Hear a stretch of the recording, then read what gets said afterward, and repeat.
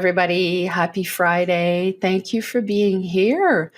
Welcome to the Lymph Lounge, the conversational podcast about cultivating a state of flow in our bodies and in our lives. So sit back and relax because today I am sharing with you an amazing interview I did with Kathryn Speer, certified thermography clinician and manager of Thermography Clinic NB. So this week's episode is a little bit different. There is no free resource on the podcast this week, although you can still get it in the newsletter. I really wanted to shine the spotlight on Kathryn and the topic of thermography. So here's a little bit about Kathryn. Kathryn helps people make the invisible visible through thermography. When she saw the continuing increase in breast cancer rates, she couldn't help but be more passionate about helping people take control of their health.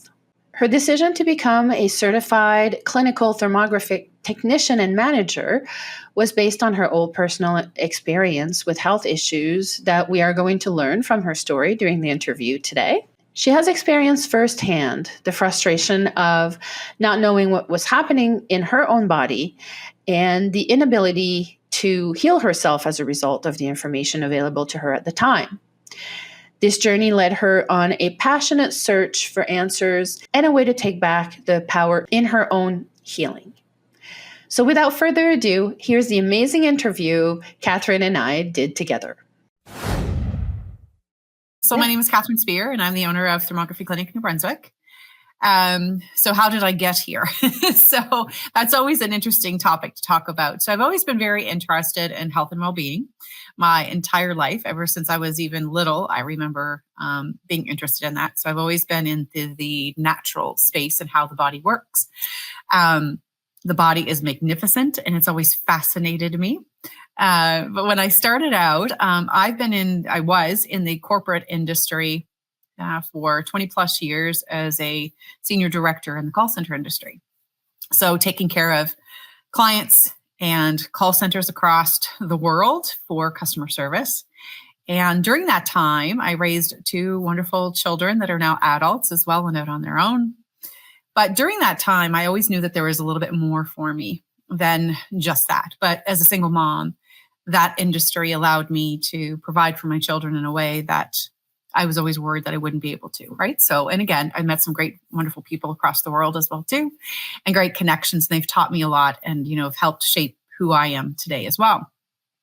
But during that time frame, towards the last end of the years, I was in a high stress job.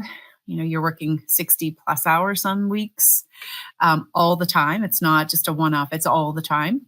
And two children, and it, over time it took its toll. And as women, we tend to, or I do anyways, tend to, push, go, go, go. And you don't necessarily pay attention to the signs and signals that your body is presenting to you. So mine started to present a lot to me, and I wasn't paying attention because at the time my father had passed away, and we were trying to, help mom with the transition as well too, and then also moving her, and there was just a lot. And I also remarried and was trying to add two families together. So it was a huge funnel of just massive energy that was happening in and around me. And I was on a business trip and woke up one morning with my left breast feeling like it was on fire. And I hadn't been feeling well leading up to that. I was extremely tired, just couldn't seem to regulate my nervous system. There was just a lot going on. So I came home from that trip and I had a mammogram, ultrasound, blood work done, and everything came back fine. And I knew it wasn't fine.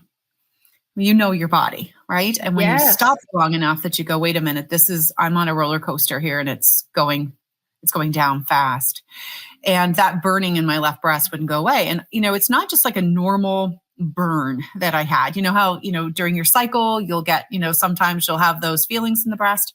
This was like somebody took a hot curling iron and was holding it in there. So if you've ever been burned when you were a teenager and you're learning how to start curling your hair, I'm aging myself now, but that burn, it burns the skin and it stays for quite some time. So that's what was happening in my left breast. So I was very frustrated when I got my results back from the blood work and the mammogram ultrasound, and came home. I had a good cry because I was frustrated because I knew something was wrong. So I am a researcher. So I researched and found thermography. So in Ontario. So I continued doing a little bit of research on thermography, and I ended up booking an appointment and going up to see Dr. Mostovoy, who I also work with today, had my scans done, and realized that my left breast was not okay. I had, fibrocystic breast disease. I had inflammation in the breast wall, as well as high levels of estrogen dominance. Okay. So a lot of hormonal influence that was pretty severe. And that was identified with the thermography scan? That's correct. Wow. Yes, that's correct. And in addition to that, I had a very cold thyroid. So when your thyroid shows up cold, right, it can be linked to hypothyroidism. But what's really important, what really helped me to understand how this thermography worked, is that my body was giving off a thermal imprint, because we all have one. And where the body is in dysfunction, whether that's inflammation or coldness because of dysfunction, it's going to show up on those scans. And so my thyroid showed up as cold, but yet my blood work showed that it was within range. And those are the key words, within range. So when you're within range on your blood work, all that means is that you're not in disease stage. Okay. So you can be very close to disease stage, but you're still told that your thyroid is okay, because remember, doctors are trained in disease management and emergency healthcare, right? And this is no disrespect to any doctors, because I've got friends that are. They are just trained in disease management, emergency healthcare. And we put so much pressure on doctors to heal us when there's not a lot they can do if you're not in disease stage. Yeah. So what they classify, when your thyroid shows up as cold on your thermography scan, is subclinical. Right? It could be subclinical, which means prior to disease stage. So my thyroid wasn't in disease stage, but it wasn't functioning optimally either. Right? So it was trending downwards. So having had all that information gathered together, I met with my own family doctor as well too. And, we had a lot of this conversation, which is where I learned that until your thyroid is in disease stage, it's not going to show up on a blood work. Right. So I learned a lot of that from her, and I was very thankful for her. She was an absolute sweetheart. But that day did something to me, because I remember going to my car, sat in the parking lot, and I had another good cry, but the cry was not for myself, but for the amount of women that have gone through breast cancer or thyroid dysfunction, things of that nature, and nothing is showing up because it's not in disease stage yet. What can we do to help support our own bodies? Because our bodies, again, give us those signs and signals. So in that moment, what happened to me is that I actually found my passion. My soul was so triggered by what happened and the information that I received, because then I was able to take that information and work with my homeopathic doctor, Dr. Ravi Kancharla, and I can't say enough great things about him. And he helped me to turn everything around, right? And get my body back into homeostasis. But if I hadn't have pushed that, there's, a school of thought of where would I be 4 to 5 years down the road from that, right? Because, fibrocystic breast left untreated, there's 4 levels of fibrocystic breast disease, and it can turn to breast cancer, right? So you always have to have dysfunction in the body first before you have disease. And so for me, thermography allowed me to see these things and be able to take proactive measure, but also it found me and my passion and helping people to get to some of the answers that they require when they're frustrated because they've had, X-ray or CAT scan or what have you, and it's not showing up. That tells me that it's in the physiological body, which is the functional body, which is what we scan, right? The hospital scanning structural body, we're scanning physiological body. So when you combine the energetic body. So there's exactly. Yeah. And so when you can put the two together, then you have, you have a bigger story and a bigger opportunity to help support the body as well too. So that's kind of what got me into thermography. Yeah, what a gift to be able to help women when, like you said, they don't have the answers and they're still like, I'm not okay, there's something off. And then, you're able to help women that way. And I love that you say, because in the industry, sometimes people think that naturopaths or, people like us that work in other fields of wellness, that we're like against doctors or against pharmaceuticals and all that. And they do have a place. They save lives. Absolutely, they do. And there's different levels where people need help. So I love that you mentioned that. Yeah, 100%. I mean, the thing is that, if you're in disease stage, you need a doctor. If you're having a heart attack, you need a doctor. You break a bone, save your you life. need a doctor, right? But there's other things that happen long before. I read a post not long ago and it said, the heart attack you had at 50 started at 30. Mm-hmm. And right? What can we do to help with that? Exactly. Yeah. So what year exactly did you start thermography in New Brunswick? And what was that journey like for you? That was an interesting journey. So that's what I figured. Yep. I started, so I did my training in 2019 and I opened up thermography January 2020. Wow. And COVID hit in March 2020. So, it'll be 5 years this January that I've been open, but nothing like starting a brand new business that nobody understood what the hell thermography was, especially right on the door of, COVID and the pandemic and everybody being shut down. So that was very interesting. So I had to pivot, obviously. So I was quite excited, in January to be able to open up the door and start educating people. And that's been a big part of the last 5 years, is just educating. And I'm going to take a quick step back because a lot of times people say to me, like, Kathryn, what the hell is thermography? And a lot of times people have a hard time even pronouncing it, right? But I've done a lot of education on that. And there's still a ton of education. And there's still a lot of people that say to me all the time, like, I didn't even know you existed, right? And as you know, being a small business owner, we only have a little bit of money that you can spend in marketing, and you try to do your best to get the information out there to people. But at the end of the day, word of mouth really helps as well too. But, what was interesting is thermography has been around since 1956. What? I did not know that. Yes. So it was first developed at McGill University. Wow. Yes. And so back in the day, the machines were huge, right? It was like a half a fridge is the size of what the machines were.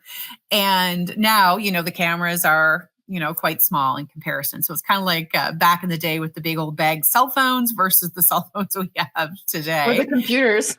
Yeah, and the computers. But yeah, so it started in 1956. And, one of the biggest adopters of thermography was Europe.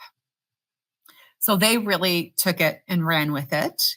So they've been using it well over 35 years now. And some places in, Europe and the UK, they use it exclusively for certain things. And then, of course, in the US and Canada, it's been widely used for about, I think it's 29 years this year as well. Okay.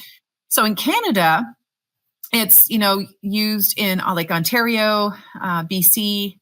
There's a lot of centers in those particular areas, but it wasn't here in the Atlantic provinces.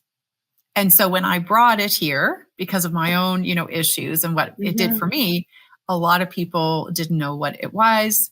They thought it was just some sort of new technology. But, the technology itself we have the US government to thank for that, the military, because if anybody has watched any, military type movies or sci-fis, et cetera, they use infrared imaging to detect where there's bombs, where people are hiding. Again, everything has an energy about it, and it always has a thermal imprint. So, you can put it on your animals. You can see certain things with your animals. You can see the heat and the coloration. Everything has an energy to it. And a thermal imprint, therefore, right? So, so it was really interesting when I started talking to people and started sharing with them that it's been around since 1956. And in addition to that, there's over 800 peer-reviewed studies on thermography as well. So for those that are listening that may not know, peer-reviewed studies are, scientific studies that are done on the efficacy of, the tool or the process that you're using. And there is over 800 for thermography. So, and again, it's not to be used as a standalone tool. And I do want to say that. I get phone calls all the time from people saying, well, if I have thermography, then I don't need to have a mammogram or an ultrasound, right? And I say, nope, that's not correct. Yeah, it's not a diagnostic tool or anything. It is not. It is considered medical imaging, but it's not diagnostic. And for people that are watching, people will say, well, Kathryn, why would I get it then? Because at the hospital, you're going to get diagnostic testing that is looking for structural changes. Structure being a lump, a broken bone, things of that nature. What we look at is the physiological, which physiological equals functional. So you have to have dysfunction before you have disease, right? And we all know that inflammation is your precursor to any disease in the body. And so where you can see inflammation, it is what I like to call it is a check engine light in your vehicle. Everybody is familiar with your check engine light in your vehicle. So when that check engine light comes on, it's not saying, I'm going to leave you stranded in the next 2 minutes. It's saying, there is something not quite right. You need to check me out. That's what your check engine light does, right? It's an early warning system that says, there's something not quite right. You better get me checked. And so I always kind of like to use that as an example of thermography, right? When you do a thermography scan, it doesn't necessarily mean that you're, in dire straits and that your health is, shot. Not at all. But if you're somebody who wants to be proactive with your health instead of reactive, then that is definitely something you want to do. But in addition to that, I would like to take a minute, if it's okay, just to really explain, thermography from a breast perspective and mammography. So that was my next question. So yes, let's dive into that. Because breast health and, breast health for me is just, I'm so passionate about it because there's so much of it. Okay. And the projection, over the next 7 years is dismal. And, I won't go into all of that, but if anyone's interested, I'm happy to help. But that goes to show that there's just something so systemically wrong with the amount and numbers that they're projecting of women having breast cancer.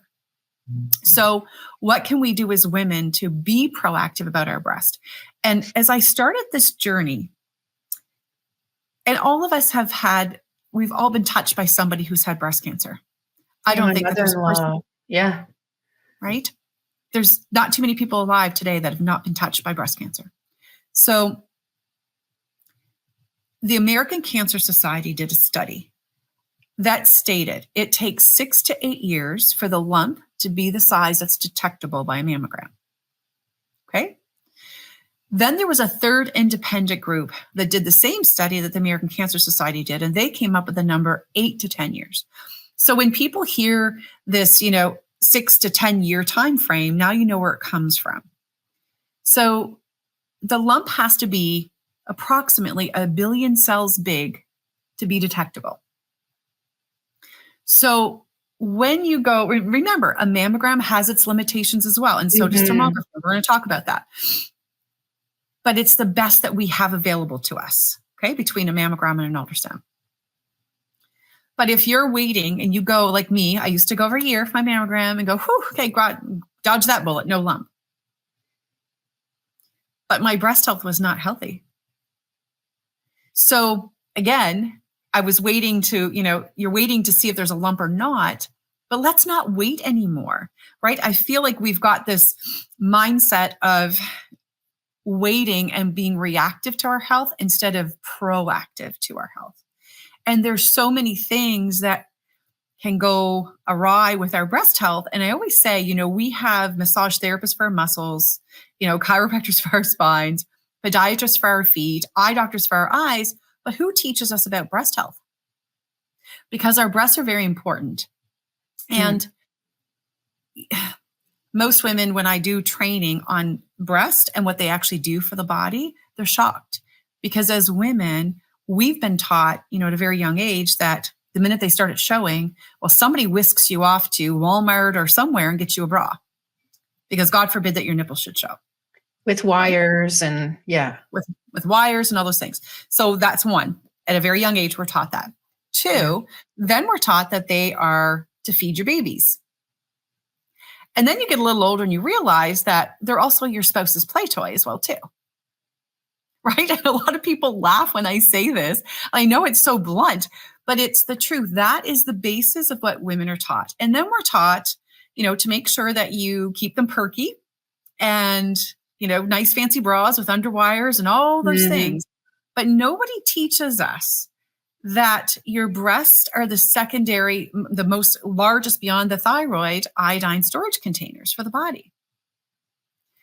Nobody teaches us that the lymphatic system, when it gets, overwhelmed, and I can't wait to dig in that with you, but the lymphatic system, when it gets overwhelmed with toxins, that it will send those toxins to a woman's breast tissue because they are not a vital organ. They're on the outside of the body and they're fat tissue, right? And the body will always do everything it can to protect itself. So, how then do you teach a woman, okay, so if that, that part needs to be addressed by lymphatic, drainage, or keeping your breasts moving and not locking them into those underwire tight bras all the time because your lymphatic system needs muscle engagement. So it's all these things, right? And I could go on for an hour about, what else the breast does for the body. So getting back to the difference between thermography and mammography is looking for a structure change. We're looking at, and we can't see structure. Okay. So thermography cannot see the structure, but it can see how is the breast functioning. Mm-hmm. Is it not the congestion kind of that it sees? Pardon me, dear? Like congestion in the tissues? Yeah. So it can see like lymphatic congestion. Yeah. We can see like, is there fibrocystic or cystic activity happening? Is there hormone activity happening? So you start to see early changes, right? And vascularization. I think the biggest part for thermography is that we also look at the vascularization as well too. And vascularization is really important because if there's blood flow going someplace where it shouldn't, that's not okay. Mm-hmm. So as an example of that, when you come for a breast scan, we do 2 sets of images and the room is kept cool because we have certain protocols that have to be followed. Otherwise you cannot scan. So the room has to be kept, a certain below the temperature. A woman comes in, she undresses, from the waist up. She sits there for 15 minutes and acclimates to the cool air. Okay, lets the body calm down. We do her first set of images, which are considered her baseline. Then we do a pause and we do a cold water challenge where they put their hands in 10-degree water for 60 seconds. And what that's doing is it's stressing their vascular system. And in other words, it's tricking the brain into thinking it's going into hypothermia. It's not. But we're tricking the brain into thinking that. And when the brain thinks it's in danger, it tries to protect the body. So basically what it means is that those blood vessels that are in the extremities, which are your breast, hands, and feet, because you can live without them, they're not a vital organ, those blood vessels will start to close. So then what we do is immediately following 3 minutes after the cold water challenge, we immediately take the next set of images because we want to see how did the vascular patterns change from the first set to the second set. You want to see that there's no vascularization, that those blood vessels have closed, okay? Because if they haven't, again, just for simplicity, a tumor will not stop taking blood flow. It will take blood flow long before your heart ever gets it. So if there's vascularization, and again, we're not saying we don't detect cancer because people ask me that too. You can only detect cancer through your needle biopsy, right? That is the only way that you can get a clear diagnosis of that. But when you start to see maybe it's early stages vascularization, there are things that, and other practitioners that can help you to course correct that, help your body back into homeostasis, right? Such as yourself. Lymphatics is so important to our overall body. So when we see things like that, then it's that early warning system where we can tell women there's some stuff that's not right here. There's lymphatic congestion. Lymphatic congestion, leads to a buildup of toxins. A buildup of toxins leads to disease. So there's all kinds of things that we can share with women to be proactive about their breast health. And, for me, breast health and thyroid health and lymphatic health are those are my main things. We do offer full body scans and half body scans, but those three pieces are so critical to me, and one leads to the other. So, yeah. And so I guess one thing, Joe, I want to say is because, we did talk about, mammogram, I think everybody's aware of the limitations of a mammogram, right? I mean, if you're not, you're just not reading, because there's all kinds of information there, especially if you have dense breast tissue. Mammograms have a really difficult time seeing through dense breast tissue. So if you're a C or a D, they say that, you should always have an ultrasound, right, following a mammogram. A lot of women don't know that. So that's very important, because a mammogram does miss.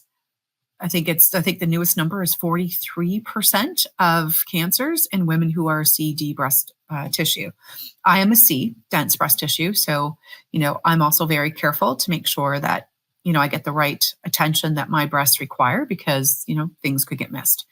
But also with thermography, there's a great article that Dr. Mostovoy, who I work with, wrote, and it's, the differences between a mammogram, ultrasound, and thermography, and the pros and the cons to each, right? And that is on his website, and it's just thermographyclinic.com. So just leave the NB off, and it's just .com. He's got a lot of great articles that he's written, and he's done this for 30 years. He's also, board certified as well. You can take a look at that. It's very interesting. But one thing that I want to point out is that thermography also, has a 90% sensitivity, which is fantastic in comparison to, when people say, well, Kathryn, mammogram has 60%, sensitivity, ultrasound is 85%, thermography is 90%. But I want people to understand that we're not looking at structure. We're looking at the functionality of the breast. Okay. So when you combine both structure and the functional testing, a woman has all bases covered. And that's the difference when you're just doing one versus the other. You're missing, you could be missing that other piece as well too. Yeah. Okay. And you were talking about board certified for those. So are there like a national certification, or how does that work? Yeah. So there is an American Thermography Association. It's been around for a very, very long time. They're in the States, obviously. And then, of course, there's also one in the UK as well. And then Dr. Mostovoy, he was a homeopathic doctor for, I think it was 28 years. Mm-hmm. And his story and how he got into it was kind of funny too, and how he shared it with us. But I'll share that with you in a minute. So then he got involved in it as well too. And then, he's been doing this for I think it's 30 years this year. And his story was quite interesting too, because our board of directors, also includes Dr. Alvin Peddle, who is a very well-known obstetrician in Ontario. We've also got a doctor of cardiology from New York, and his name slips my mind, but it's all on Dr. Mostovoy's website as well too, our board. I'll link that in the episode description. Yeah. There's quite a few, incredible doctors, and a lot of them are working in women's health and wellness as well too, which is fantastic. But Dr. Mostovoy tells the story and how Dr. Alvin Peddle, kept trying to get him to look at thermography way, way, way back in the day. And he just kept saying, no, I'm not. And I'll just make the story really short. But by the time Dr. Alvin got him sequestered to look at the data and the science behind it, Dr. Mostovoy's exact words were, he couldn't unsee what he's seen, which is why then he got involved, right, in order to help people from a proactive perspective. So it was quite interesting. Yeah. How can people get in touch with you if they want a thermography scan? Yeah. So people can go out to my website. So it's thermographyclinicnb.com, right? Mm-hmm. So corporate office is thermographyclinic.com, and mine is with the NB. And from there, they can book online. They can call us as well too. Our number is on the website. I'm on all social media channels, with the exception of TikTok. I'm not on TikTok yet. Yeah. My daughter keeps trying to encourage me to go that route, but we'll see. I haven't either. I love your posts. It's so educational. Your wealth of knowledge. Thank you. I appreciate that. It's, I'm very blessed because I get to work with so many fantastic practitioners that are mentors to me as well too. So the more I learn, the more that I can help, spread the word to people as well and connect to people and connect people with the right people as well. And then the other thing that I'll just mention too is that my clinic, my day-to-day clinic is, I'm here locally in Moncton. But also I travel with the clinic as well. I was going to ask about that too. Yeah. So once a month, I go to Fredericton for a day and I go to St. John. I also, every 2 months, I go to the Miramichi and PEI. And I do a Newfoundland every 6 months. So hopefully, that down the road, there will be others that will want to expand, into Newfoundland and PEI. So we can get I hope so. Support there too. Yeah, I hope so. Wow. So you're the only one on the East Coast. What about Quebec? Are there many in Quebec or? There are some in Quebec. Yep, Okay. There are. I know Dr. Mostovoy just recently added, I know more, but it's the US. But if you go to his website, you can see all of the clinics that, fall under him as well too. I think he's got something like, I want to say 30 now with his recent ones that he just added in New Jersey. But yeah, he's got quite a few clinics. And then there's obviously other companies that, do this as well too, right? So, but one thing that I will say, if people are watching from, outside of the Atlantic provinces and they're looking up thermography clinics, please, if you're getting a breast scan done, just please make sure you're asking if the company does the cold water challenge. There are some companies that are not doing the cold water challenge. And based on my studies and based on the peer-reviewed studies, this is all based on, all that scientific data is based on doing that cold water challenge. And there are some clinics that are not doing it. So you can't get a baseline and you can't get that vascularization, like that stressing of the vascular system. So just word of caution for people, please make sure that you're doing your due diligence and you're asking to make sure they do the cold water challenge as part of the breast exam. Okay. It's very important. Yeah. Cause some things could get missed, I assume, or maybe look worse than it is. Potentially, yes, potentially. So potentially worse. And then potentially it can also not pick up. So I've had, I've got a lot of people that follow me as well from the US. And I had one lady reach out to me here 2 years ago. She wanted to talk to me. And I set up a call with her and she was devastated because she had been having her thermography scans done for, I think, 5+ years. Always came back as a low risk, nothing happening.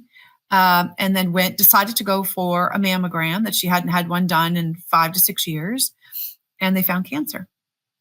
But she had just had her thermography done and she was devastated and she was crying. And she's like, Kathryn, how can this happen?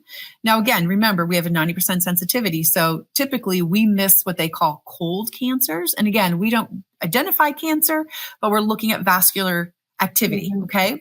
But there are, 5% of cancers can be classified as cold cancers as well too. Okay. So that's not potentially going to pick up on that.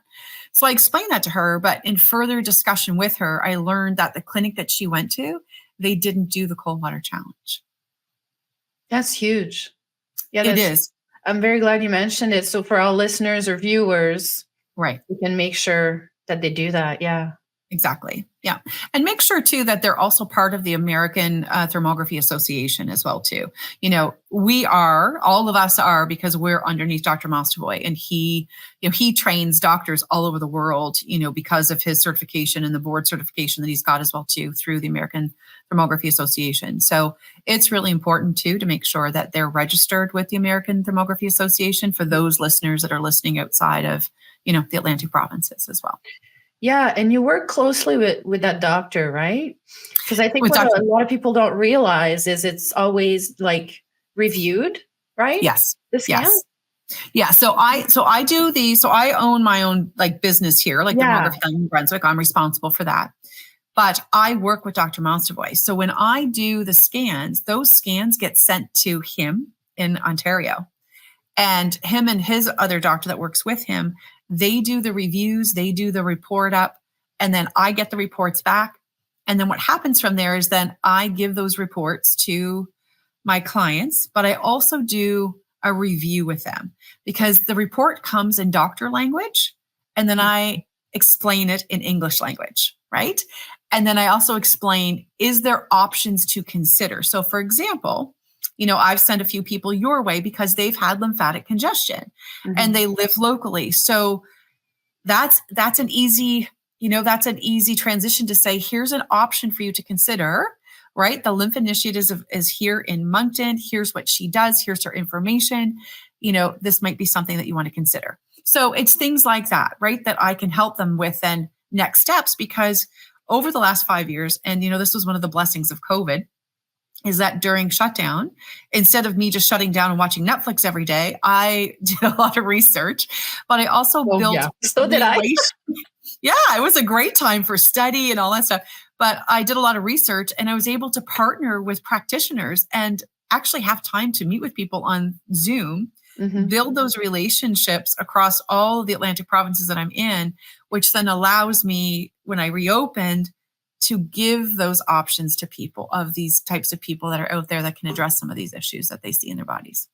So do you think you would have had all those clinics that you do without what happened in 2020? Would you have still expanded everywhere? Yeah, so that was always part of my plan, because nobody was here doing it. Yeah. Okay. And I'm going to be honest with you. Part of my plan, well, I was hoping anyhow, is that by the time, the fifth year rolled around, that there would be others that would also join with me to do this, right? So that we could expand, across the Atlantic provinces. Because again, this technology, it just, every year it advances more and more. The medical software we use advances more and more. Now we've got AI for some of the more simpler things that we can get information back to people faster. So it continuously evolves. So I'll be honest with you, I thought for sure that, there'd be some other people that would want to, jump on board in, various other locations. We're not there yet, but hey, listen, there's still hope. But when I first did up my thought on how I wanted to do this, is I wanted to get it out to as many people as possible. So, and it takes a long time to educate people on what it is. So therefore, just being brutally honest, when you're doing a lot of education and not actual work, you need money to keep the lights on. But it pays off. Trust me, it pays off. It absolutely does. And of course, I'm passionate about this topic anyways. I could talk for hours, on these topics. So I'm just actually gearing up. I'm hoping for, I'll be able to announce it soon, but I'm gearing up to do, monthly talks in Moncton, in the Moncton surrounding areas, so that we can do some information sessions for people as well. Oh, like in person? Yeah, in person. So we can get really, into it, because I have done lots of, talks over the last couple of years, once we opened up, and people love them because it's personal. They can ask lots of questions. I bring a lot of case studies, right? So people can actually see the scans and they can see what happened, and then what happened to the person after they followed some of the guidance. And, it's much easier in person to share that with people, for sure. Yeah, it's real-time feedback, because then they ask questions, they get answers right away, and then that brings other questions. And yeah. And I think people are done with trying to learn things on Zoom. They were forced to do it. That's exactly what I was going to say. There was a big push for virtual, and people were excited about virtual from, I would say 2020 to 2022, maybe the early 2023. And then after that, it seems like people were like, you know what, I want to get back in person.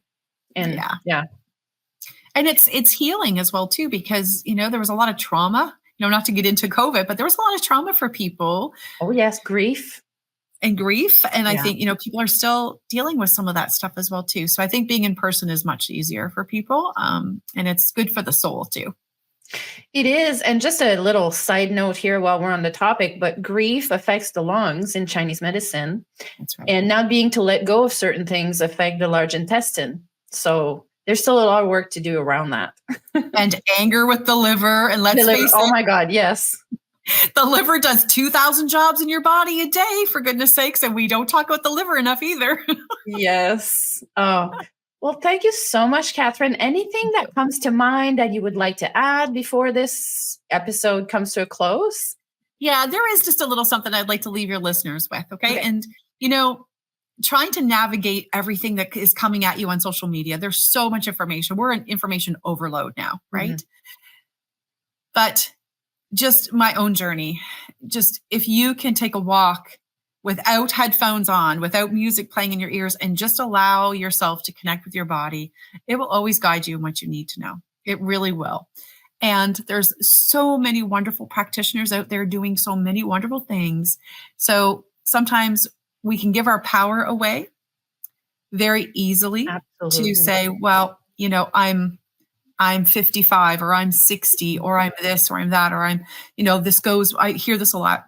It's, goes with old age. I'm going to tell you, it doesn't. That is your body telling you it needs your support. There is such a thing as aging gracefully with vitality and longevity and joy. And I intend to get to that myself. I am already there, but I'm going to continue so that as I age, it will be. Be an example. Well, yeah, because you know what? I still want to be, 80 years old and hiking, right? I absolutely want to. And I have a client who's 93 years old. And for all you listeners that are rolling your eyes at me when I'm saying that right now, whether you're in pain, your hips, or whatever it is that's going on, she is 93. At 56 years old, she told me she was taking handfuls of pills, laying on her couch, just waiting for the day that she was just going to finally die because she was so tired and so sick of being sick and nothing worked. And she said, finally, one day she realized that she was going to continue laying on that couch until she got her wish and she would die. And did she really, truly want that? Or was it that just that she was afraid and she didn't know where to start? So I'm going to tell you, that woman started at 56. She is now 93. Last year, she did rock climbing and rappelling at Cape and Rage. Okay. Wow. You should see her. She takes 0 drugs besides her supplements. She walks 10 kilometers a day. And in the wintertime, when it's slippery, she has a treadmill and she still does it 10 kilometers a day. And when you hug this lady, she is rock solid. The muscles on her are amazing. And, she said she looks back at her 56-year-old self and goes, wow, I didn't even realize I was depressed. Right? She was going through a lot. I mean, as most of us do at that age. But there was a defining moment there. And I always say this, and this is what I'm going to leave your listeners with. Choose your hard. Life is hard. It doesn't matter. Life is hard. Being healthy is hard, but so is being sick. Right? Choosing to be happy versus miserable. It's all hard. So choose your hard. Because when you choose your hard, there's 2 paths. One can be joyful and enlightenment, and all those things. The other one can be disease management, sadness, fear, anxiety, and they both hold 2 very different energies. And each one is hard. It doesn't matter. So just choose your hard. But there's people there to support you. Yeah. Perfect sentence to end the episode. So thank you, sweetheart. I really appreciate it. Oh, thank you so much. Like, I'm sure the listeners will get a lot out of it. So informative. So this is what I had for you today in the Lymph Lounge. I hope you enjoyed today's interview.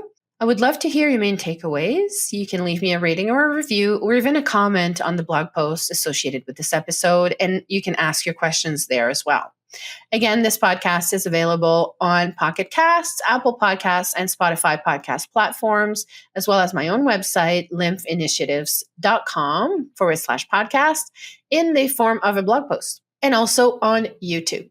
So you can go ahead and follow or subscribe and turn on notifications depending on which platform you choose to watch or listen from. Have a great weekend, everyone, and I will see you in the next episode.